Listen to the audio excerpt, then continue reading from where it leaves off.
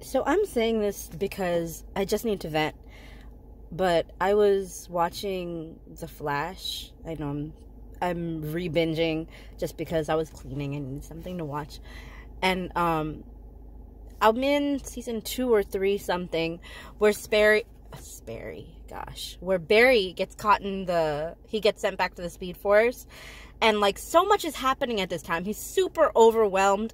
And, like, the lighthearted person that we've come to know and love, and the reason why people watch the show is not really there because he's so stressed and overwhelmed and feels powerless and helpless. And he spends this time in the Speedforce, and in the Speedforce, he's reviewing his life. He's reviewing his perspective. He's reviewing who he is, who everybody in his life is.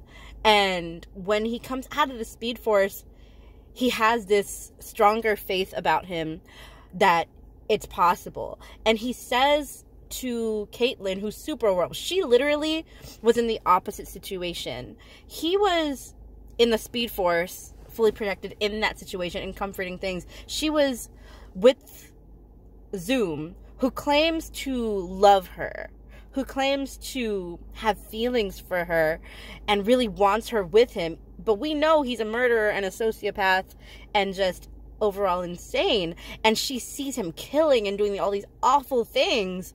But, you know, because he likes her, like, he won't kill them or right away, whatever. And when he lets her go and her and Flash meet up again, she's so wrought with fear and these emotions that is not typical of her. And she's just telling him, no, you can't do this. You can't do this. You don't know what he can do. You don't know what he's capable of. And Flash is just like, well, I just came out of the Speedforce. And that, like, in the Speedforce, I realized that the universe is for us. It's on our side. And if the universe is for us, we can't lose.